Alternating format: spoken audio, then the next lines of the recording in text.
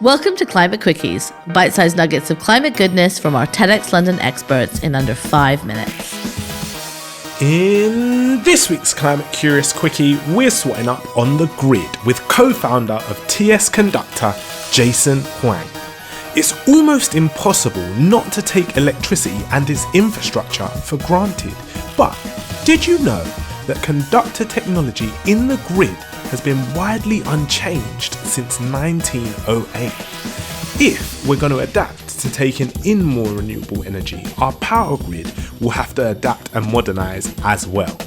Helping us understand why this is important and what the grid even is, let's head over to Jason now.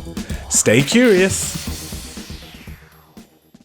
My name's Jason Huang. I'm co-founder, CEO of TS Conductor Corporation. I'm a material scientist by training.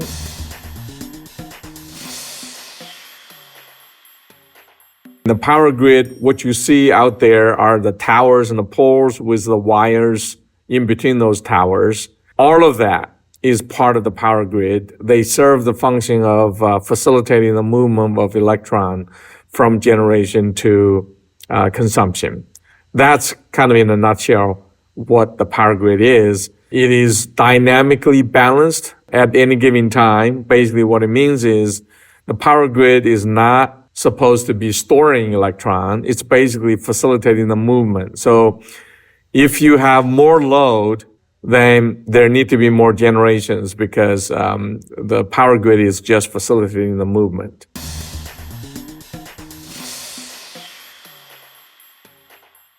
The grid is like the road in a funky way that the companies that are building the road, they can collect a toll rate, for example.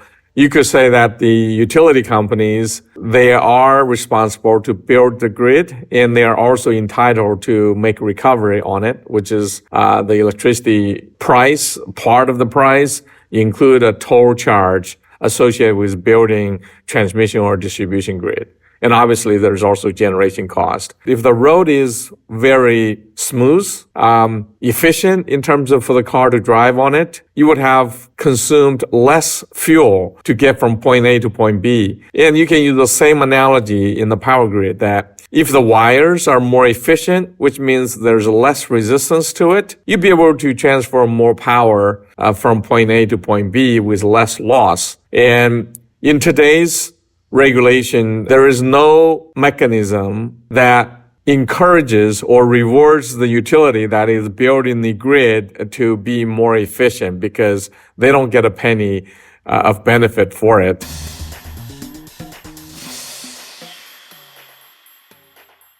When you think about the power grid, it is the wires that are carrying the electron. If you look at the type of wires that are in the power grid worldwide, I would say with confidence that 95% of those wires are based on the technology that was invented in 1908. And at that time, the conductors were made by combining high-strength steel with hard aluminum.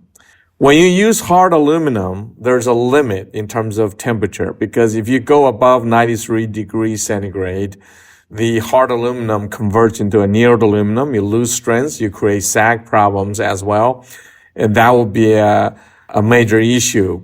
So the conductors that we're using in the power grid for all these years have limited capacity. And this is why we have this bottleneck issue in the power grid that we cannot provide enough capacity to allow us to connect all the renewable generations. And there's also the need, for example, for more data centers to be built because of AI revolution.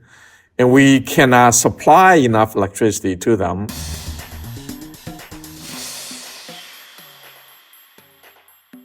So if we look back in terms of why the conductors that we're using in the grid is still the century-old technology, this had to do with our conservative nature in the utility business. It's extremely risk averse and they like to stay with the tried and true technology. But times changed. We're in the 21st century and the material science has also evolved over the past 100 years. There are better conductor options available using the best material science had to offer today. Advanced conductors started to emerge in the 1990s. And what the industry has done is simply using composite material with lower thermal expansion to replace steel in the traditional conductors. And there are several examples. One of them is using ceramic fiber. They have relatively low thermal expansion. And the other approach is to use glass fiber, carbon fiber, hybrid composite core to replace steel. Both of them are able to manage the thermal expansion or the sag, and they are able to go to high temperature to deliver high ampacity.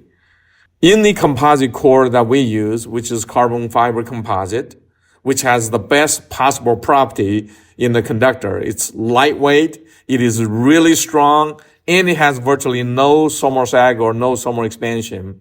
We used aluminum encapsulation to protect that carbon composite core for life from the day it is manufactured all the way to the end of life, which we normally expect conductors to last at least 50 to 70 years.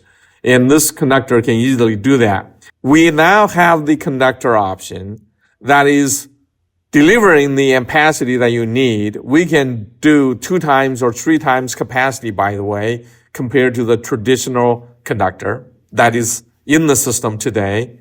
We also are able to deliver better economics as well, because from a project cost perspective, we can deliver the lowest cost option possible with TS solution.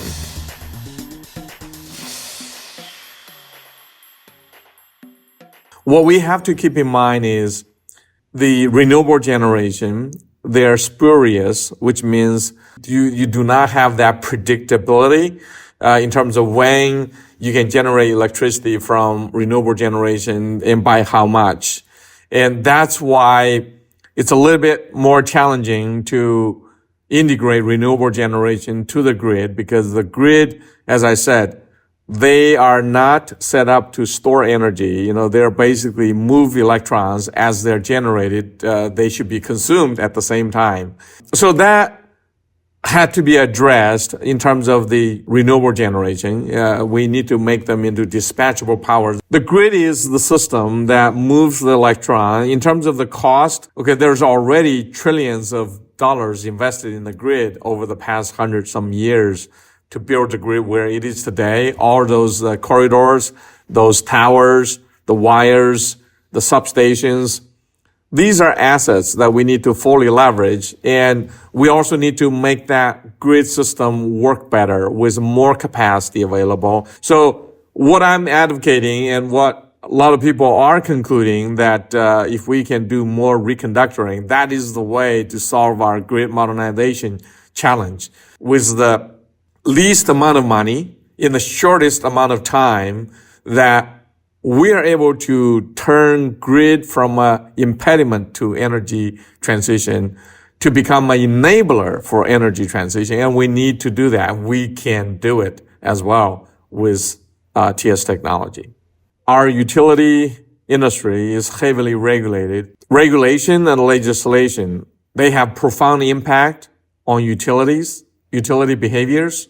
I mentioned about, for example, line loss savings. They are not recognized by our current regulation. And I would love to see more favorable regulation or legislation that's going to encourage utility to do the right thing. For example, accelerate the adoption of advanced conductor technology so that you are able to benefit, the ratepayers can benefit from the best technology for the next 50 to 70 years, instead of being stuck with the same old conductor technology for another 50 to 70 years. It's often said, energy is prosperity. And if you look at in history, society progressed, and you can measure it by how much energy that we consume. And it is part of the advanced economy that it's going to require more energy to be consumed. So if we are able to make electricity more affordable and abundantly available everywhere, it's also going to facilitate prosperity everywhere around the world, which is really, how our industry typically do business today. When I say encouragement, it's, for example, the economic value that is enabled by advanced conductor like TS. Let the utility keep some of that economic benefit to themselves, to the shareholders. They're able to deliver that saving as well to the ratepayers. That would be the right thing to do without any expense to the taxpayers. And it is also good for the environment.